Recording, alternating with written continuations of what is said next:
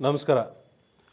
Intraday trading ಅಂದ್ಬಿಟ್ಟು ಇವತ್ತಿನ ದಿವಸ ಸಾಕಷ್ಟು ಜನ ಆ ಇಂಟ್ರಾಡೇ ಟ್ರೇಡಿಂಗೇ ಮಾಡಬೇಕು ಅಂತಾರೆ ಸ್ಟಾಕ್ ಮಾರ್ಕೆಟಿಗೆ ಬಂದಾಗ ಅಲ್ವಾ. ಸುಮಾರು ಜನ ಎಕ್ಸ್ಪೀರಿಯನ್ಸ್ ಟ್ರೇಡರ್ ಆಗಿರಲಿ, ಹೊಸದಾಗಿ ಬಂದಿರೋಂಥ ಟ್ರೇಡರ್ಸ್ ಆಗಿರಲಿ, ಎಲ್ಲರೂ ಆ ಇಂಟ್ರಾಡೇ ಬಗ್ಗೆನೇ ಜಾಸ್ತಿ ಕೇಳ್ತಾರೆ. ಇಂಟ್ರಾಡೇ ಟ್ರೇಡಿಂಗ್ಗೆ ಸುಮಾರು ಜನ ಅಟ್ರ್ಯಾಕ್ಟ್ ಆಗ್ತಾರೆ.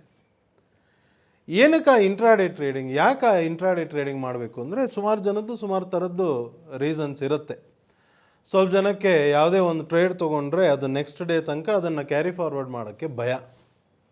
ಏನಕ್ಕೆ ಹೇಳಿ, ಏನಾಗ್ಬಿಡುತ್ತೋ, ಮಾರ್ಕೆಟ್ 9:15 ಓಪನ್ ಆಗಿ 3:15 ಕ್ಲೋಸ್ ಆಗಿಬಿಡುತ್ತೆ. ಅದಾದಮೇಲೆ ಸಾಯಂಕಾಲದ ಹೊತ್ತು ಏನಾದ್ರು ಆಗ್ಬಿಟ್ಟು ಮಾರನೇ ದಿವಸ ಓಪನಿಂಗಲ್ಲೇ ಏನಾದ್ರು ಹೆಚ್ಚು ಕಡಿಮೆ ಆಗ್ಬಿಡ್ತು, ಗ್ಯಾಪ್ ಅಪ್ ಗ್ಯಾಪ್ ಡೌನ್ ಆಗೋಯ್ತು ಅಂದರೆ ಆ ಟೆನ್ಷನ್ ತಡ್ಕೊಳಕ್ಕಾಗಲ್ಲ ಸ್ವಾಮಿ. ಅದಕ್ಕೆ ಏನಿದೆಯೋ ಆವತ್ತಿಂದ ಆವತ್ತೇ ಕ್ಲಿಯರ್ ಮಾಡಿಬಿಟ್ಟು ಹೋಗ್ಬಿಡೋಣ. ಇನ್ನಷ್ಟು ಜನ ಏನು ಮಾಡ್ತಾರೆ ಅಂದರೆ, ನಮಗೆ ಡೈಲಿ ಸ್ವಲ್ಪ ದುಡ್ಡು ಬರ್ತಾ ಇದ್ದರೆ ನೆಮ್ಮದಿಯಾಗಿರ್ತೀವಿ, ಅದಕ್ಕೋಸ್ಕರ ಇಂಟ್ರಾಡೇ ಟ್ರೇಡಿಂಗನ್ನೇ ನಾವು ಫೋಕಸ್ ಮಾಡ್ತೀವಿ, ಅದರಲ್ಲೇ ನಮಗೆ ಬೇಕು. ಓಕೆ, ಸೊ ಈ ಥರದೆಲ್ಲ ಡಿಫ್ರೆಂಟ್ ಒಬ್ರೊಬ್ರದ್ದು ಒಂದೊಂದು ಥರ ರೀಸನ್ಸ್ ಇರುತ್ತೆ ಇಂಟ್ರಾಡೇ ಟ್ರೇಡಿಂಗ್ ಏನಕ್ಕೆ ಮಾಡಬೇಕು.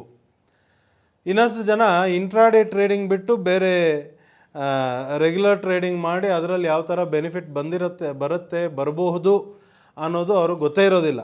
ಸೊ ಹಾಗಾಗಿ ಅವ್ರಿಗೆ ಗೊತ್ತಿರೋದು ಬರೀ ಇಂಟ್ರಾಡೇ ಟ್ರೇಡಿಂಗೇ. ಸೊ ಹಾಗಾಗಿ ಅದರಲ್ಲೇ ಕಂಟಿನ್ಯೂ ಮಾಡ್ತಾ ಹೋಗ್ತಾರೆ.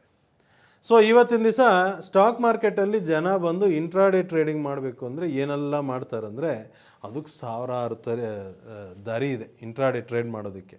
ಓಕೆ, ಟೆಕ್ನಿಕಲಿಂದ ಹಿಡ್ದು ನ್ಯೂಸ್ ಬೇಸ್ಡಿಂದ ಹಿಡ್ದು ನೀವು ಹೇಳ್ತಾ ಹೋಗಿ ಲಿಸ್ಟು ಕಂಟಿನ್ಯೂ ಆಗ್ತಾನೆ ಇರುತ್ತೆ. ಸೊ ಇಷ್ಟೆಲ್ಲ ಮಾಡಿನೂ ಇವತ್ತಿಗೂ ಜನ ಹುಡುಕ್ತಾನೆ ಇದ್ದಾರೆ, ಇನ್ನೂ ಏನಾದರೂ ಒಳ್ಳೆ ದಾರಿ ಇದೆಯಾ ಅಂತ. ನಾನು ನಾರ್ಮಲಿ ಇಂಟ್ರಾಡೇ ಟ್ರೇಡಿಂಗ್ ಬಗ್ಗೆ ಜಾಸ್ತಿ ಯಾರನ್ನೂ ಎನ್ಕರೇಜ್ ಮಾಡೋಕ್ಕೆ ಹೋಗೋದಿಲ್ಲ. ಯಾಕಂದರೆ ಅವ್ರಿಗೆ ಒನ್ಸ್ ಅದು ಅಭ್ಯಾಸ ಆಗ್ಬಿಡ್ತು ಅಂದರೆ ಅದರಲ್ಲೇ ಫುಲ್ಲು ಮುಳುಗೋಗ್ಬಿಡ್ತಾರೆ, ಅದರಲ್ಲಿ ಔಟ್ ಆಫ್ ಕಂಟ್ರೋಲ್ ಹೋಗ್ಬಿಡ್ತಾರೆ ಸ್ವಲ್ಪ ಜನ. ಆ ಒಂದು ಕಾರಣಕ್ಕೆ ನಾನು, ಯಾಕಂದರೆ ಸ್ಟಾಕ್ ಬ್ರೋಕಿಂಗ್ ಇಂಡಸ್ಟ್ರಿಯಲ್ಲಿದ್ದು, ಸ್ಟಾಕ್ ಬ್ರೋಕಿಂಗ್ ಬಿಸ್ನೆಸ್ಸಲ್ಲಿದ್ದು ಸುಮಾರು ಥರದ್ದು ಟ್ರೇಡರ್ಸು ಎಲ್ಲರನ್ನೂ ನೋಡಿ ನನಗಾಗಿರೋಂಥ ಎಕ್ಸ್ಪೀರಿಯನ್ಸಲ್ಲಿ ನಾನೇನು ಹೇಳೋಕ್ಕೆ ಇಷ್ಟಪಡ್ತೀನಿ ಅಂದರೆ, ಅದಕ್ಕಿಂತ ಇನ್ನು ಸಿಂಪಲ್ಲಾಗಿ ರಿಲ್ಯಾಕ್ಸ್ಡಾಗಿ ಅರ್ನ್ ಮಾಡ್ಕೊಂಡು ಹೋಗೋದಕ್ಕೆ ದಾರಿಗಳಿದೆ. ಬಟ್ ಅದೇ ನೀವು ಇಂಟ್ರಾಡೇ ಟ್ರೇಡಿಂಗೇ ಮಾಡಬೇಕು ಅಂದಾಗ ಆ ಇಂಟ್ರಾಡೇ ಟ್ರೇಡಿಂಗಲ್ಲೂ ಸ್ವಲ್ಪ ಸಮಾಧಾನ, ಸ್ವಲ್ಪ ಕ್ಲಾರಿಟಿ, ಎಲ್ಲಿ ಎಂಟ್ರಿ ಎಲ್ಲಿ ಎಕ್ಸಿಟ್ ಅನ್ನೋ ಒಂದು ಕ್ಲಾರಿಟಿ ಇಟ್ಕೊಂಡು ಟ್ರೇಡ್ ಮಾಡ್ಕೊಂಡು ಹೋದರೆ ಅದರಲ್ಲೂ ಮಾಡ್ಬೋದು. ಬಟ್ ಅದಕ್ಕೆ ಅಂತ ದಿನ ಕೂತ್ಕೊಂಡು ನಾನು ಒಂದು 10-20 ಟ್ರೇಡ್ ಮಾಡಬೇಕು ಅನ್ನೋರಿಗೆ ಅದು ನಾನು ಇಂಟ್ರಾಡೇ ಅಂತ, ನನ್ನ ಒಪಿನಿಯನ್ನಲ್ಲೇ ಅದು ಇಂಟ್ರಾಡೇ ಅಲ್ಲ, ಅದು ನಿಮ್ಮ ಏನು ಹೇಳ್ಬೋದು, ಒಂದು ಅಡಿಕ್ಷನ್ ಅಂತ ಹೇಳ್ಬೋದು. ಓಕೆ, ತಪ್ಪು ತಿಳ್ಕೊಬೇಡಿ, ಇರೋ ಎಕ್ಸ್ಪೀರಿಯನ್ಸಲ್ಲಿ ಹೇಳ್ತಿದ್ದೀನಿ. ನೀವು ಸ್ವಲ್ಪ ಜನ ರೆಗ್ಯುಲರಾಗಿ ಮಾಡೋರ್ಗೆ ಅವ್ರಿಗೆ ಬೇಜಾರಾಗ್ಬೋದು ನಾನು ಈ ಮಾತಿಂದ, ಬಟ್ ನಿಜ ಅಲ್ವಾ.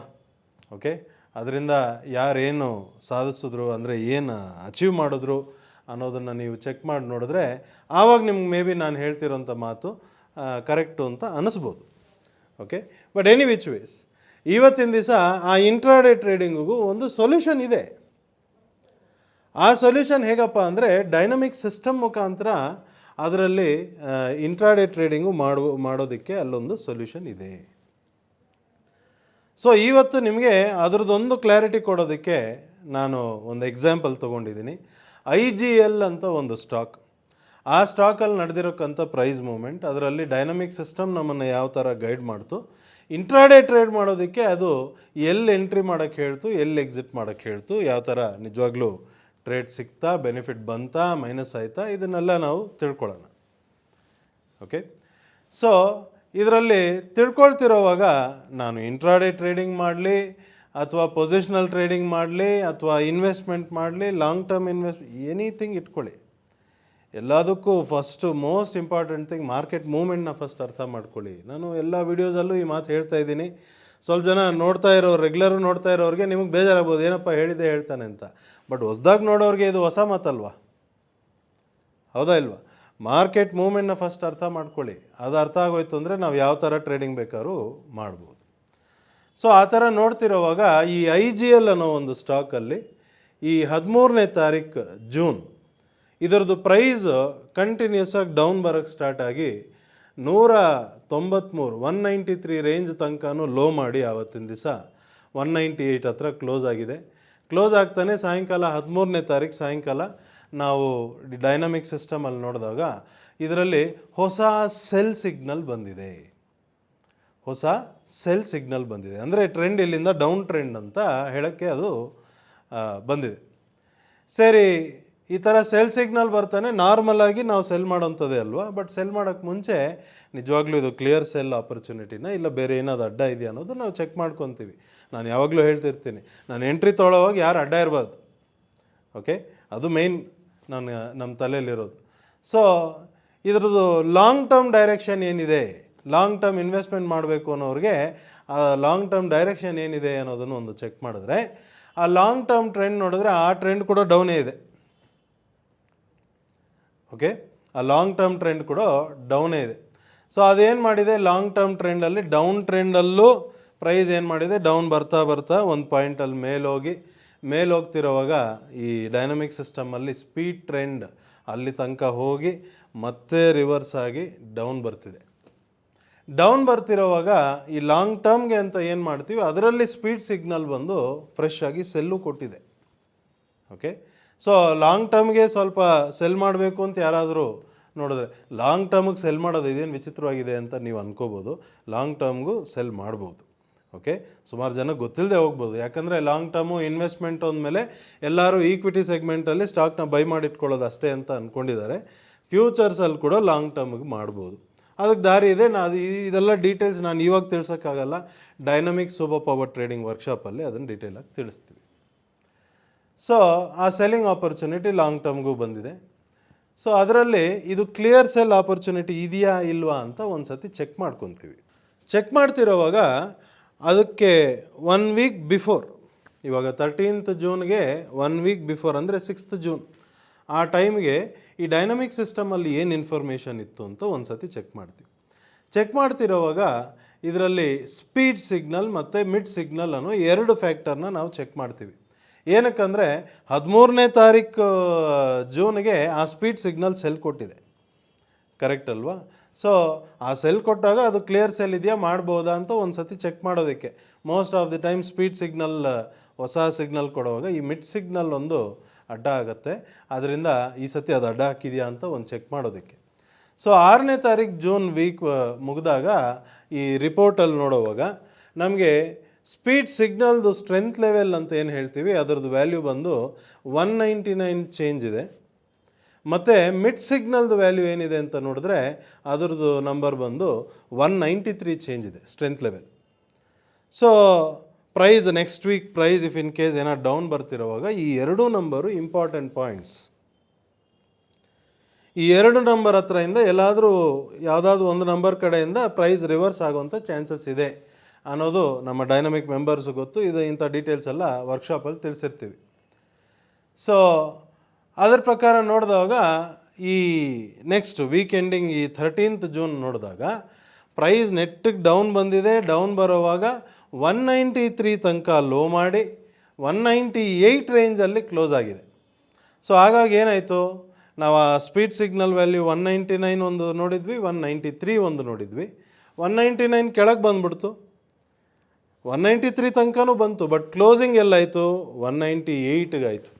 ಸೊ ಆ ರೀಸನ್ಗೆ ಏನಾಯಿತು, ಆ ಸ್ಪೀಡ್ ಸಿಗ್ನಲ್ಲು ನಮಗೆ ಸೆಲ್ ಕೊಟ್ಬಿಡ್ತು. ಬಟ್ ಆ ಸ್ಪೀಡ್ ಸಿಗ್ನಲ್ ಸೆಲ್ ಕೊಟ್ಟಾಗ ಏನಾಗಿದೆ, ಆ ಸೆಲ್ ಕೊಟ್ಟಿದ್ದ ಜಾಗದಲ್ಲಿ ಆ ಮಿಡ್ ಸಿಗ್ನಲ್ ವ್ಯಾಲ್ಯೂನು ಟಚ್ ಆಗಿದೆಯಾ 193ನ. ಓಕೆ, ಸೊ ಸಿಗ್ನಲ್ ಬರೋವಾಗಲೇ ಜೊತೇಲಿ ಯಾರೋ ಒಬ್ಬರು ಅಡ್ಡ ಬಂದಿದ್ದಾರೆ ಅಂದರೆ ಇಲ್ಲಿ ಕ್ಲಿಯರ್ ಸೆಲ್ ಸಿಗ್ನಲ್ ಇಲ್ಲ.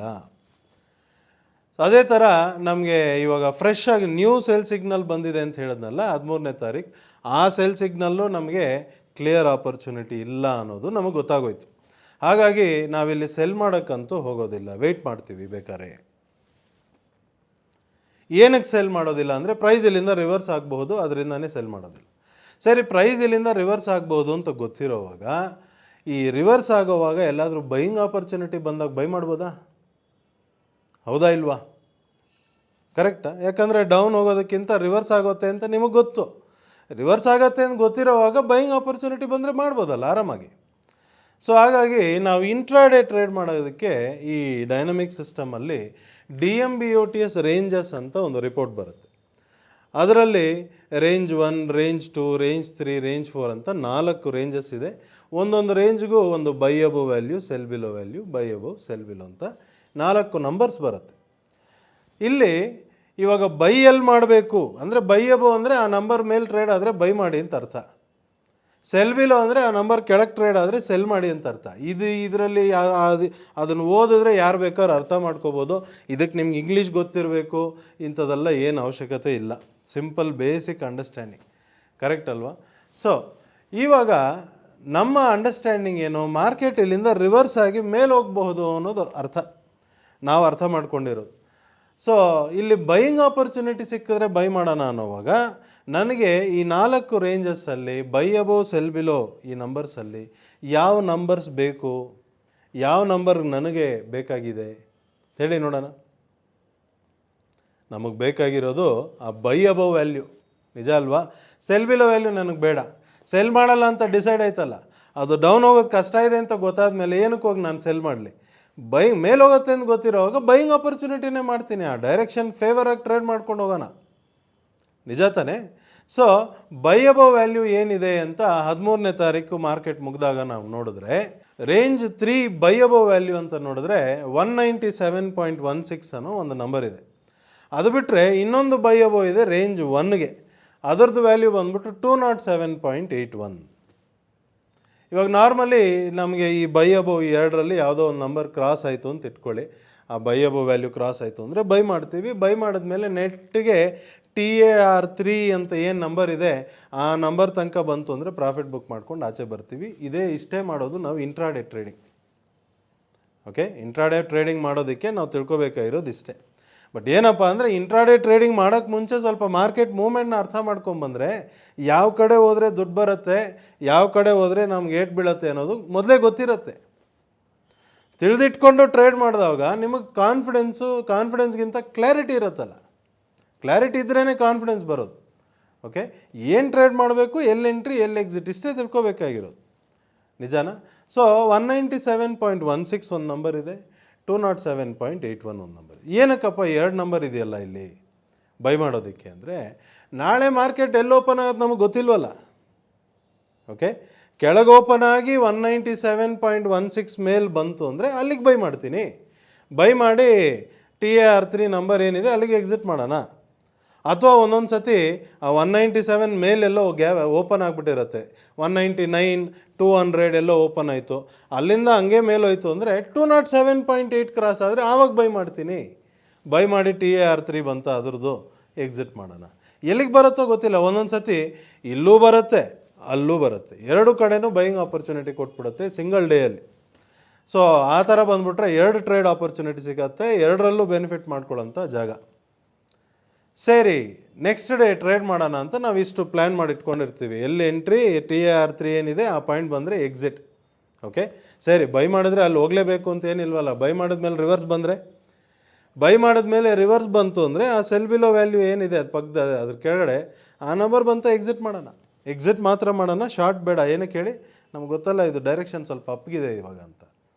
ಓಕೆ, ಸೊ ಇಷ್ಟು ಪ್ಲ್ಯಾನ್, ಎಂಟ್ರಿ ತೊಗೊಂಡು ಎಲ್ಲಿ ಎಕ್ಸಿಟ್ ಮಾಡಬೇಕು ಅನ್ನೋ ಕ್ಲಾರಿಟಿ ಇಟ್ಕೊಂಡು ಕೂತಿರ್ಬೇಕು. ಸೊ ನಾವಿದು ನೋಡ್ತಿರೋದು ಬಂದ್ಬಿಟ್ಟು ಕ್ಯಾಶ್ ಸೆಗ್ಮೆಂಟ್ ಪ್ರೈಸ್. ಇದನ್ನು ನೋಡಿಕೊಂಡು ನಾವು ಫ್ಯೂಚರ್ಸಲ್ಲಿ ಮಾಡ್ತೀವಿ, ಸ್ವಲ್ಪ ಜನ ಆಪ್ಷನ್ಸಲ್ಲಿ ಮಾಡ್ತಾರೆ. ಆಪ್ಷನ್ಸಲ್ಲಿ ಮಾಡೋವಾಗ ಸ್ವಲ್ಪ ಸ್ಟ್ರೈಕ್ ಪ್ರೈಸ್ ಸೆಲೆಕ್ಷನ್ ಆಗಲಿ, ನಿಮ್ಮ ಕ್ಯಾಪಿಟಲ್ ಅಲೋಕೇಶನ್ ಆಗಲಿ, ಇದೆಲ್ಲ ಫ್ಯೂಚರ್ಸಲ್ಲೂ ಅಷ್ಟೇ. ನಿಮ್ಮ ಕ್ಯಾಪಿಟಲ್ ಅಲೋಕೇಶನ್ ಯಾವ ಥರ ಮಾಡಬೇಕು ಅನ್ನೋದನ್ನು ಒಂದು ಕ್ಲಾರಿಟಿ ಇಟ್ಕೊಂಡು ಮಾಡಬೇಕು. ಸುಮ್ಮನೆ ಅವ್ರು ಮಾರ್ಜಿನ್ ಎಷ್ಟು ಕೇಳ್ತಾ ಇದ್ದಾರೆ, ಅಷ್ಟು ಕ್ಯಾಪಿಟಲ್ ನನ್ನ ಹತ್ರ ಇದೆ, ಅದರಲ್ಲೇ ಹೋಗಿ ಮಾಡಿಬಿಡ್ತೀನಿ ಅಂತ ಆ ಥರ ಹೋಗಬೇಡಿ. ಓಕೆ, 16ನೇ ತಾರೀಕು ಮಾರ್ಕೆಟ್ ಓಪನ್ ಆಗ್ತಾನೆ ನೋಡಿದ್ರೆ ಇದು ಆಲ್ಮೋಸ್ಟ್ 198.8 ಹತ್ರ ಓಪನ್ ಆಗಿ ಅಲ್ಲಿಂದ 198.10 ಈ ರೇಂಜ್ಗೆ ಹತ್ರ ಬಂದು ಅಲ್ಲಿಂದ ಹಿಡಿದು ನೆಟ್ಟಿಗೆ 213 ತನಕನೂ ಹೈ ಮಾಡಿದೆ 16ನೇ ತಾರೀಕು.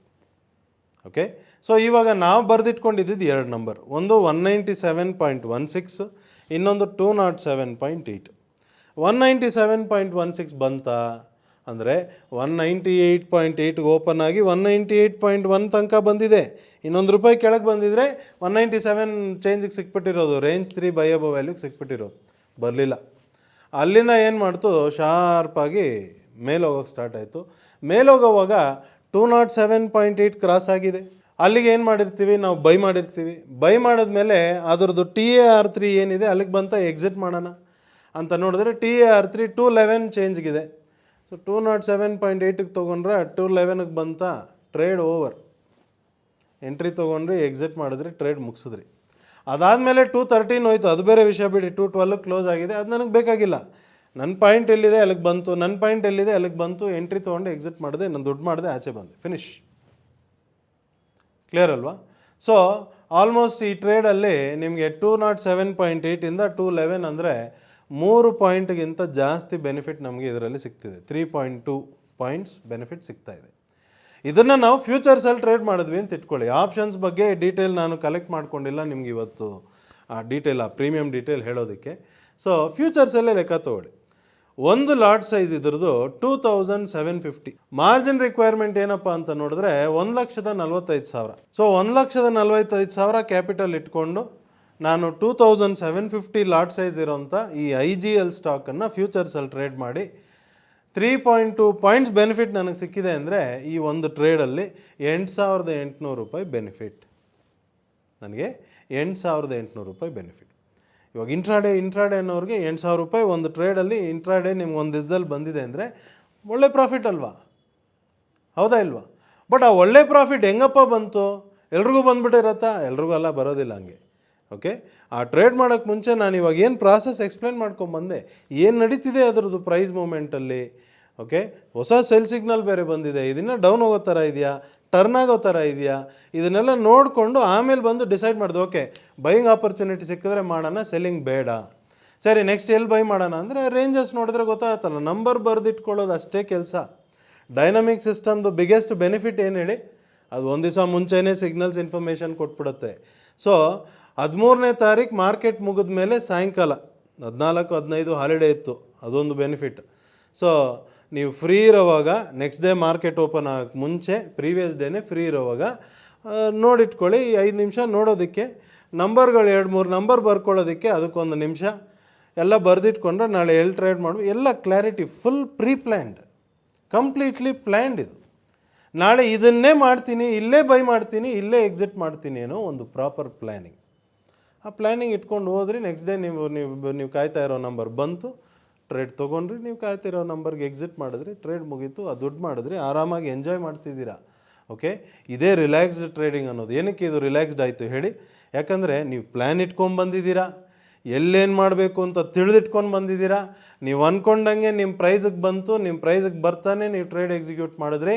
ನೀವು ಏನು ಪ್ಲ್ಯಾನ್ ಮಾಡಿದ್ದೀರಾ ಹಾಗೆ ಎಕ್ಸಿಕ್ಯೂಟ್ ಮಾಡಿದ್ರದಕ್ಕೆ ಮಾರ್ಕೆಟ್ ಆ ಡಿಸಿಪ್ಲಿನ್ಗೆ, ಆ ಡೆಡಿಕೇಷನ್ಗೆ ಕೊಟ್ಟಿರೋಂಥ ರಿವಾರ್ಡ್ ಇದು 8,800 ರೂಪಾಯಿ ಪ್ರಾಫಿಟ್. ಓಕೆ, ಇದನ್ನೇ ರಿಲ್ಯಾಕ್ಸ್ಡ್ ಟ್ರೇಡಿಂಗ್ ಅಂತ ಹೇಳೋದು. ಇಂಟ್ರಾಡೇ ಟ್ರೇಡಿಂಗಲ್ಲೂ ಅದನ್ನು ಮಾಡ್ಬೋದು. ಓಕೆ, ಸೊ ಒಂದು ಇಂಟ್ರಾಡೇ ಟ್ರೇಡಿಂಗ್ ಮಾಡೋದಕ್ಕೆ ಇಷ್ಟೆಲ್ಲ ಡೀಟೇಲ್ ನೋಡಿದ್ದೀವಿ. ಇದರಲ್ಲಿ ಈ ಡೈನಮಿಕ್ ಸಿಸ್ಟಮಲ್ಲಿ ನಾನು ಇದು ಸ್ಟಾಕ್ಸ್ ತೋರಿಸ್ತಾ ಇದ್ದೀನಿ ಅಂದರೆ ಕ್ಯಾಶ್ ಪ್ಯಾಕೇಜ್ ಅಂತ ಹೇಳ್ತೀವಿ.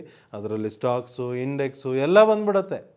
ಓಕೆ, ಇವತ್ತು ಇದಿಲ್ಲ ಅಂದರೆ ಇನ್ನೊಂದಿರುತ್ತೆ. ನಿಮ್ಗೆ ಹಂಗೆ ಇಂಟ್ರಾಡೇ ಟ್ರೇಡ್ ಮಾಡಲೇಬೇಕು ಅಂತಿದ್ರೆ ನೀವು ಒಂದು ಒಳ್ಳೆ ಕ್ಯಾಪಿಟಲ್ ಇಟ್ಕೊಂಡು ಕೂತಿದ್ದೀರಾ ಅಂದರೆ ಆಪರ್ಚುನಿಟೀಸ್ ರೆಗ್ಯುಲರಾಗಿ ಸಿಗ್ತಾ ಇರುತ್ತೆ. ಬಟ್ ಈ ಥರ ಆಪರ್ಚುನಿಟೀಸ್ ನನ್ನ ಒಪಿನಿಯನ್, ನೀವು ಇಂಟ್ರಾಡೇ ಟ್ರೇಡ್ ಮಾಡೋರಿಗೆ ವಾರಕ್ಕೊಂದು 2-3 ಟ್ರೇಡ್ ಕರೆಕ್ಟಾಗಿ ಸಿಕ್ಬಿಟ್ರೆ ನೆಟ್ಟಿಗೆ ಸಾಕಲ್ವ. ಬಟ್ ಆ 2-3 ಟ್ರೇಡ್ ಕರೆಕ್ಟಾಗಿ ಸಿಗಬೇಕು ಅಂದಾಗ ಆ ಟ್ರೇಡ್ ತೊಗೊಳೋದಕ್ಕೆ ಮುಂಚೆ ಏನಕ್ಕೆ ಆ ಟ್ರೇಡ್ ಮಾಡಬೇಕು, ನಾನು ಯಾವ ಕಡೆ ಮಾಡಬೇಕು, ಬೈಯಿಂಗ್ ಕಡೆ ನೋಡಲಾ, ಸೆಲ್ಲಿಂಗ್ ಕಡೆ ನೋಡಲಾ. ಒಂದೊಂದು ಸಿಚುವೇಷನಲ್ಲಿ ಬೈಯಿಂಗೂ ಮಾಡ್ಬೋದು, ಸೆಲ್ಲಿಂಗೂ ಮಾಡ್ಬೋದು, ಎರಡೂ ಇರುತ್ತೆ. ಓಕೆ, ಸೊ ಆ ಥರ ಸಿಚುವೇಶನ್ಸ್ ಸಿಗುತ್ತೆ. ಸೊ ರೆಗ್ಯುಲರಾಗಿ ಆಪರ್ಚುನಿಟಿ ಸಿಗ್ತಾ ಇರುತ್ತೆ. ನಿಮ್ಮ ರಿಕ್ವೈರ್ಮೆಂಟ್ ತಕ್ಕಂಗೆ ನೀವು ಇಂಟ್ರಾಡೇ ಅಂತ ಯಾರು ಹೇಳ್ತೀರಾ, ಆ ಇಂಟ್ರಾಡೇಗೆ ಸೊಲ್ಯೂಷನ್ ಇದೆ. ಸ್ವಲ್ಪ ಕ್ಲಾರಿಟಿ ಇಟ್ಕೊಂಡು ಮಾಡಿ. ಆ ಡೈನಮಿಕ್ ಸಿಸ್ಟಮ್ ಬಂದ್ಬಿಟ್ಟು ನಿಮಗೆ ಕಂಪ್ಲೀಟ್ ಕ್ಲಾರಿಟಿ ಕೊಡುತ್ತೆ ಅನ್ನೋದು ನನ್ನ ಅಭಿಪ್ರಾಯ. So I hope intraday trading ಬಗ್ಗೆ ನಿಮ್ಮೆಲ್ರಿಗೂ ಒಂದು ಕ್ಲಾರಿಟಿ ಸಿಕ್ಕಿದೆ ಅಂದ್ಕೊತೀನಿ. ಸುಮಾರು ಜನ ಈ ಡೈನಮಿಕ್ ಸಿಸ್ಟಮ್ ಬಗ್ಗೆ ಡೀಟೇಲ್ಸು ತಿಳ್ಕೋಬೇಕು, ಟ್ರೈನಿಂಗ್ ಎಲ್ಲಿದೆ, ಯಾವಾಗಿದೆ ಅನ್ನೋದ್ರ ಬಗ್ಗೆ ಮೆಸೇಜಸ್ ಕಳಿಸಿದ್ದೀರಾ. So dynamic super power trading workshop, online workshop ಕನ್ನಡದಲ್ಲಿ, ಹಿಂದಿಯಲ್ಲಿ, ಇಂಗ್ಲೀಷಲ್ಲಿ ರೆಗ್ಯುಲರಾಗಿ ನಾವು ಮಾಡ್ತಿರ್ತೀವಿ. ಕನ್ನಡದಲ್ಲಿ ಜಾಸ್ತಿ ಪ್ರೋಗ್ರಾಮ್ಸ್ ಇತ್ತೀಚೆಗೆ ನಡೀತಿದೆ. Every weekend Saturday Sunday online batches ಮಾಡ್ತೀವಿ. ನೀವು ಮನೇಲೇ ಇದ್ಕೊಂಡು ಅಟೆಂಡ್ ಮಾಡ್ಬೋದು. ನೀವು ಮನೇಲಿ ಕೂತ್ಕೊಂಡೇ ಸಿಸ್ಟಮಲ್ಲಿ ಲಾಗಿನ್ ಮಾಡಿ ಅಟೆಂಡ್ ಮಾಡ್ಬೋದು. ಆನ್ಲೈನಲ್ಲಿ ನನಗೆ ಅಷ್ಟು ಕಂಫರ್ಟ್ ಇಲ್ಲ ಅಂತ ಹೇಳಿದ್ರೆ ನೀವು ಒಂದು ಸತಿ ಅಟೆಂಡ್ ಮಾಡಿ ನೋಡಿ. ಓಕೆ, ಡೈರೆಕ್ಟ್ ಕಮ್ಯುನಿಕೇಟ್ ಮಾಡ್ಬೋದು, ಫೇಸ್ ಟು ಫೇಸ್ ಕೂತ್ಕೊಂಡು ಮಾತಾಡೋ ಥರ ಫೆಸಿಲಿಟೀಸ್ ಇರುತ್ತೆ, ಕಮ್ಯುನಿಕೇಟ್ ಮಾಡ್ಬೋದು. ಆ ಆನ್ಲೈನ್ ಸೆಷನ್ ಮಾಡೋದ್ರಲ್ಲಿ ಇನ್ನೊಂದೇನಪ್ಪ ಬೆನಿಫಿಟ್ ಅಂದರೆ ಅದು ರೆಕಾರ್ಡು ಆಗುತ್ತೆ. ಸೊ ದಟ್ ರೆಕಾರ್ಡ್ ಆದಮೇಲೆ ವರ್ಕ್ಶಾಪ್ ಮುಗಿದ ಮೇಲೆ ಅದ್ರದ್ದು ರೆಕಾರ್ಡಿಂಗು ನಿಮ್ಗೆ ಅವೈಲೇಬಲ್ ಇರುತ್ತೆ ರಿವೈಸ್ ಮಾಡ್ಕೋಬೇಕು ಅಂದರೆ. ಸ್ವಲ್ಪ ಜನ ನನಗೆ ಡೈರೆಕ್ಟ್ ಆಫ್ಲೈನ್ ಟ್ರೈನಿಂಗ್ ಬೇಕು ಅಂತಾರೆ. ಅಂಥವರು ಡೈರೆಕ್ಟಾಗಿ ಕಾಂಟ್ಯಾಕ್ಟ್ ಮಾಡಿ ನನ್ನ ಹತ್ರ ಮಾತಾಡಿ ಡೀಟೇಲ್ಸ್ ತಿಳ್ಕೊಂಡು ಅವ್ರಿಗೆ 1-to-1 ಟ್ರೈನಿಂಗು ನಾವು ನಮ್ಮ ಆಫೀಸಲ್ಲಿ ಬೆಂಗಳೂರಲ್ಲಿ ಮಲ್ಲೇಶ್ವರಮಲ್ಲಿದೆ, ಅಲ್ಲಿ ಟ್ರೈನಿಂಗ್ ಪ್ರೊವೈಡ್ ಮಾಡ್ತೀವಿ. ಓಕೆ, ಸೊ ಇಷ್ಟೆಲ್ಲ ಫೆಸಿಲಿಟೀಸ್ ಇದೆ. ಬಟ್ ಈ ವರ್ಕ್ಶಾಪ್ ಜಾಯ್ನ್ ಆಗೋದಕ್ಕೆ ನಮ್ಮ ಡೈನಮಿಕ್ ಸಿಸ್ಟಮ್ ನೀವು ಬೇಕು ಅಂದಾಗ ಅದರಲ್ಲಿ ಮಲ್ಟಿಪಲ್ ಪ್ಯಾಕೇಜಸ್ ಇದೆ. ಅದರಲ್ಲಿ ಯಾವುದಾದೊಂದು ನೀವು ಸಬ್ಸ್ಕ್ರೈಬ್ ಮಾಡಿಕೊಂಡ್ರೇ ವರ್ಕ್ಶಾಪ್ ಜಾಯ್ನ್ ಆಗೋಕ್ಕಾಗೋದು. ಅದರದ್ದು ಡೀಟೇಲು ನೀವು ಕಾಂಟ್ಯಾಕ್ಟ್ ಡೀಟೇಲ್ಸ್ ತೊಗೊಳ್ಳಿ, ನಮ್ಮ ಚಾನಲಲ್ಲೇ ಕಾಂಟ್ಯಾಕ್ಟ್ ನಂಬರ್ಸ್ ಇದೆ. ಸೊ ಕಾಂಟ್ಯಾಕ್ಟ್ ಮಾಡಿ, ವಾಟ್ಸಪ್ ಅಥವಾ ಕಾಲಲ್ಲಿ ಕಾಂಟ್ಯಾಕ್ಟ್ ಮಾಡಿ ಡೀಟೇಲ್ಸ್ ತೊಗೊಳ್ಳಿ. ಇಫ್ ಇನ್ ಕೇಸ್ ನಿಮಗೆ ಇದು ಚೆನ್ನಾಗಿದೆ, ಇಟ್ ಈಸ್ ರಿಯಲಿ ವರ್ತ್ ಅಂತ ನಿಮ್ಗೆ ಅನಿಸಿದ್ರೆ you are most welcome to join this dynamic members family. Okay, so I hope ನಿಮಗೆ ಇವತ್ತು ಸಾಕಷ್ಟು ಕ್ಲಾರಿಟಿ ಕೊಟ್ಟಿದ್ದೀನಿ ಅಂತ ನಾನು ನಂಬ್ತೀನಿ. ನಮಸ್ಕಾರ.